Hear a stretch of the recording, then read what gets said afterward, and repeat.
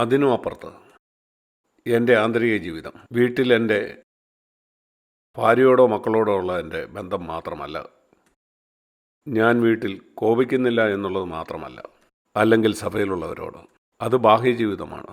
നല്ലത്, പരസ്യമായിട്ട് നീ ആരോടും കോപിക്കുന്നില്ല. നിൻ്റെ വീട്ടിലെങ്ങനെ, നിൻ്റെ പാത്രത്തിൽ എണ്ണയുണ്ടോ? വീട്ടിൽ നിൻ്റെ ഭാര്യയോടും മക്കളോടും നീ കോപിക്കുന്നവനാണോ? നീ നിന്നെ തന്നെ വിധിക്കുകയും ദൈവത്തിൻ്റെ ശക്തിക്കായിട്ട് ചോദിക്കുകയും ചെയ്യണം.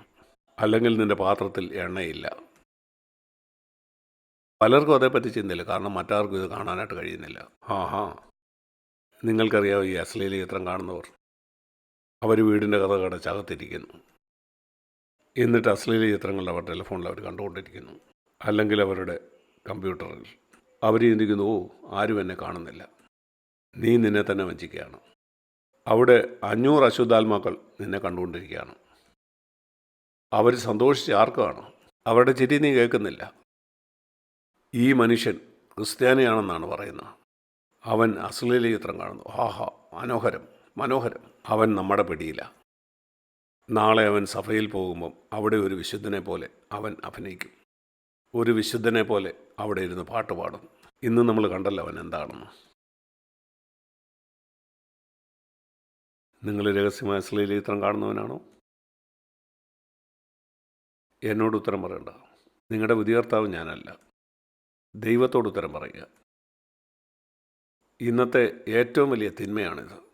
അനേക വിശ്വാസികളെ ഇതിലൂടെ പിശാച് കുരുക്കി ഇതവരെ ഓരോ ചൂടായിട്ട് നരകത്തിലേക്ക് താഴ്ത്തിക്കൊണ്ടു പോവുകയാണ്. എനിക്കതിൽ ഒരു സംശയവുമില്ല. ഓരോ ചൂടായി അവരെ നയിച്ചുകൊണ്ട് പോവുകയാണ് ഈ ആഗ്രഹത്തിന് പിന്നാലെ. ശരിയാണ്, എല്ലാ പുരുഷന്മാർക്കും ഒരു ലൈംഗിക പ്രേരണയുള്ളവരാണ്. അതില്ലെങ്കിൽ നിങ്ങൾക്കെന്തോ പ്രശ്നമുണ്ട്. എല്ലാ സാധാരണ പുരുഷന്മാർക്കും ലൈംഗിക പ്രേരണയുണ്ട്. ആരാ കൊടുത്തത്? ദൈവമാണ് കൊടുത്തത്. എന്നാൽ നിങ്ങളെന്ത് ചെയ്യണം? ഈ നന്മതിന്മകളുടെ വൃക്ഷം എത്ര മനോഹരമാണെന്ന് പിശാച് അവയോട് പറഞ്ഞപ്പം അവൾ എന്താണ് ചെയ്തത്? അവയെ ദൈവം ഇത് കഴിക്കരുതെന്നൊക്കെ പറഞ്ഞിട്ടുണ്ട്. എന്നാൽ നീ നോക്കിയത് എത്ര നല്ലതാണെന്ന്. ഇത് കണ്ടപ്പോഴേ നിൻ്റെ വായിൽ വെള്ളം ഊറുന്നില്ലേ? അത് കണ്ടപ്പം തന്നെ നീ കൈ നീട്ടി അത് പറിക്കുക. അത് നിനക്ക് എത്ര ആനന്ദം പകരുമെന്ന് നിനക്കറിയാമോ? അടുത്ത പ്രാവശ്യം അശ്ലീല ചിത്രം കാണാൻ നീ പരീക്ഷിക്കപ്പെടുമ്പോൾ ആ നന്മതിന്മകളുടെ വൃക്ഷത്തിന് മുമ്പിൽ നിൽക്കുന്ന ഹവ്വായെക്കുറിച്ച് നീ ചിന്തിക്കുക. പിശാച് അവളോട് പറഞ്ഞു, സാരമില്ല, അതൊന്നും ഗൗരവമുള്ള കാര്യമല്ല. നീ മരിക്കത്തില്ല. ദൈവം പറഞ്ഞു നീ മരിക്കും. പിശാച് പറഞ്ഞു നീ മരിക്കുകയില്ല. നീ ആ അശ്ലീല ചിത്രം കാണുമ്പോൾ ഇത് തന്നെ പിശാച് നിന്നോട് പറയും. അതൊന്നും കുഴപ്പമില്ല, യേശുവിൻ്റെ രക്തം നിൻ്റെ പാപമൊക്കെ പരിഹരിക്കും. ഇത് കഴിഞ്ഞാൽ ഉടനെ, അല്ലെങ്കിൽ നാളെ രാവിലെ നീ ദൈവത്തോട് ക്ഷമ ചോദിച്ചാൽ മതി. ഉറങ്ങുന്നതിന് മുമ്പേ ദൈവത്തോട് ക്ഷമ ചോദിക്കുക. അതുപോവും. നാളെ നിനക്കിത് തന്നെ കാണാം. കിടക്കുന്നതിന് മുമ്പേ പിന്നെയും ക്ഷമ ചോദിച്ചാൽ മതി. അങ്ങനെ നിൻ്റെ ജീവിതകാലം മുഴുവൻ നീ അശ്ലീല ചിത്രം കാണും. എന്നെ കഴുകണമെന്ന് കർത്താവിനോട് പറഞ്ഞാൽ മതി, നിനക്ക് സ്വർഗത്തിൽ പോവാം. ആരും നിങ്ങളോട് സത്യം പറഞ്ഞു കാണുകയില്ല. ഞാനാ സത്യം പറയാം, നീ സ്വർഗത്തിൽ പോവുകയില്ല, നീ നരകത്തിലേക്ക് പോവുകയാണ്. ഞാൻ നിന്നെ പേടിപ്പിക്കുകയല്ല, എനിക്കാരെയും പേടിപ്പിക്കണ്ട. സത്യമാണ് ഞാൻ പറയുന്നത്. നിനക്ക് ക്യാൻസർ വന്നാൽ നല്ല ഡോക്ടർ ക്യാൻസലാണെന്ന് പറയും, എന്നാൽ അതിന് സൗഖ്യമുണ്ടെന്നും പറയും. ചികിത്സയില്ലെങ്കിൽ അത് മോശപ്പെട്ട കാര്യമാണ്. ചില ക്യാൻസറിന് ചികിത്സയില്ല. അശ്ലീല ചിത്രത്തിന് സൗഖ്യമുണ്ട്. പൂർണ്ണ ഹൃദയത്തോടെ യേശുവിനെ നീ സ്നേഹിക്കുന്നെങ്കിൽ നീ പറയും, കർത്താവേ, എത്രമാത്രം നീ എന്നെ സ്നേഹിക്കുന്നെന്ന് എനിക്ക് മനസ്സിലാക്കണം. യേശുവിനെ സ്നേഹിക്കാനുള്ള വഴിയാണത്. രണ്ടാമത്, നിൻ്റെ ജീവിതത്തിൽ നീ ചെയ്തിട്ടുള്ള എല്ലാ മോശപ്പെട്ട പാവങ്ങളെ പറ്റിയും ചിന്തിച്ചു നോക്കുക. അതവനെ സ്നേഹിക്കാൻ നിങ്ങളെ സഹായിക്കും. എന്തുകൊണ്ടാണ് മറിയ ആ വില കൂടിയ പരിമള തൈലം കൊണ്ടുവന്ന് യേശുവിൻ്റെ പാദപീഠത്തിൽ ഒഴിച്ചത്? ലൂക്കോസ് 7-ാം അധ്യായം. കാരണം അവൾ അത്ര മോശപ്പെട്ട പാപിയായിരുന്നു. അവളുടെ ജീവിതകാലം മുഴുവൻ അവളൊരു വേശ്യയെ പോലാണ് ജീവിച്ചത്. ഒരിക്കൽ അവൾ കേട്ടു അവളുടെ പാപങ്ങളെല്ലാം യേശു ക്ഷമിച്ചു കൊടുക്കുമെന്നും അവൾക്കിനിയും നരകത്തിലേക്ക് പോകേണ്ടതില്ലെന്നും. അവൾക്ക് വളരെ സന്തോഷമായി. യേശു അന്ന് ക്രൂശിൽ മരിച്ചിരുന്നില്ല. നമ്മളിന്ന് അറിയുന്ന പോലെ അവൾക്ക് അറിയില്ലായിരുന്നു. അവൾ യേശുവിനോട് വളരെ നന്ദിയുള്ളവളായിരുന്നു. വേശ്യയായിട്ട് ജീവിക്കുന്നത് അവൾ അത്രമാത്രം വെറുത്തിരുന്നു. ഇന്ന് ആളുകൾ അശ്ലീല ചിത്രം കാണുന്ന പോലെ. അവളതിൽ മടുത്തു. അത് വിട്ടുകളയാൻ അവൾ ആഗ്രഹിച്ചു. അവൾ അവിടെ സകല സമ്പാദ്യമായി യേശുവിൻ്റെ അടുക്ക് കൊണ്ടുവന്ന് അവൻ്റെ പാദപീഠത്തിൽ അത് ഒഴിച്ചു. മതഭക്തനായ ശിമയോൻ എന്ന പരീശൻ അവിടെ ഇരിപ്പുണ്ടായിരുന്നു. അവൻ പറഞ്ഞു, വിശുദ്ധനായ ഇവൻ എങ്ങനെയാണ് ഈ പാപിണിയായവളെ തൻ്റെ ശരീരത്തിൽ സ്പർശിക്കാൻ അനുവദിച്ചത്? യേശു ശിമയോനെ നോക്കിക്കൊണ്ടിങ്ങനെ പറഞ്ഞു, ആരാണ് ഒരാളെ കൂടുതൽ സ്നേഹിക്കുന്നത്? അല്പം മാത്രം ക്ഷമിക്കപ്പെട്ട ഒരാളാണോ, കൂടുതൽ ക്ഷമിക്കപ്പെട്ട ആളാണോ? പരീശനായ ശിമയോനോട് യേശു പറഞ്ഞു, എന്തുകൊണ്ടാണ് ഈ സ്ത്രീ കൂടുതൽ സ്നേഹിക്കുന്നത്? കാരണം അവിടെ അനേകവിധമായ പാപങ്ങൾ അവളോട് ക്ഷമിക്കപ്പെട്ടു. അല്പം മാത്രം ക്ഷമ കിട്ടിയവർ അല്പമേ സ്നേഹിക്കൂ.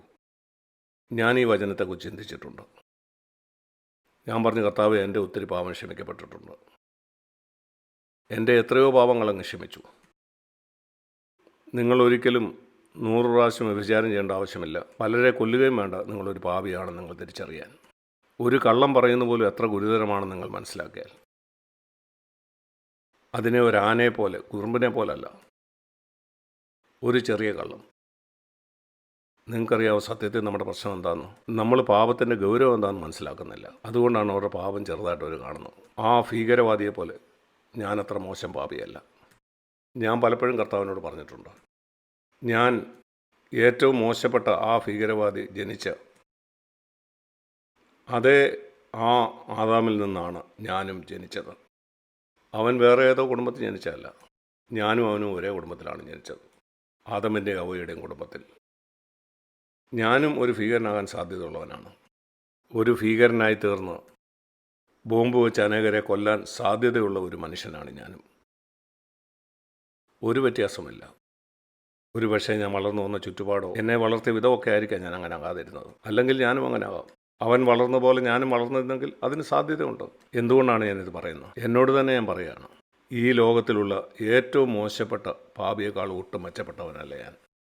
എൻ്റെ സാഹചര്യങ്ങൾ കൊണ്ടോ എന്നെ വളർത്തിക്കൊണ്ടോ വന്ന വിധം കൊണ്ടോ ആയിരിക്കാം ഞാൻ പല പാപങ്ങളും ചെയ്യാതിരിക്കുന്നത്. പിന്നെ യേശുവിനെ എൻ്റെ കർത്താവിൻ്റെ രക്ഷിതമായിട്ട് എനിക്കറിയാനിടയായി.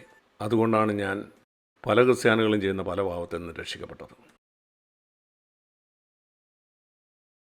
ഇത് നിങ്ങൾ ധ്യാനിക്കുകയാണെങ്കിൽ നിങ്ങൾ ശരിക്കും മറ്റാരേക്കാളും മെച്ചപ്പെട്ടവനല്ലെന്ന്. എങ്കിലും ദൈവം നിങ്ങളോട് ക്ഷമിച്ചു. നിങ്ങളുടെ പാപത്തിൻ്റെ ആഴത്തിൽ നിന്നും ഞാൻ കണ്ടു 2 കാര്യങ്ങളാണ് യേശുവിനെ സ്നേഹിക്കാനായിട്ട് എന്നെ സഹായിക്കുന്നത്. ഒന്ന്, യേശു എനിക്ക് വേണ്ടി എത്രമാത്രം ക്രൂശിൽ സഹിച്ചു എന്നുള്ള കാര്യം ധ്യാനിക്കുന്നതാണ്. രണ്ടാമത്തെ കാര്യം, എത്രമാത്രം ഞാൻ എൻ്റെ കഴിഞ്ഞകാല പാപം കൊണ്ട് കർത്താവിനെ ദുഃഖിപ്പിച്ചു എന്ന് ധ്യാനിക്കുന്നതാണ്. ആ സ്ത്രീയെപ്പോലെ ഞാൻ എനിക്ക് ഉള്ള എല്ലാമായിട്ട് കർത്താവിൻ്റെ അടുക്കിലേക്ക് ചെല്ലും. എന്നിട്ട് ഞാൻ പറയും, കർത്താവേ, എനിക്കുള്ളതെല്ലാം അങ്ങയുടേതാണ്. എൻ്റെ പ്രിയ സഹോദരീശ്വരന്മാരെ, ഇതേപ്പറ്റി നിങ്ങൾ ചിന്തിക്കുക.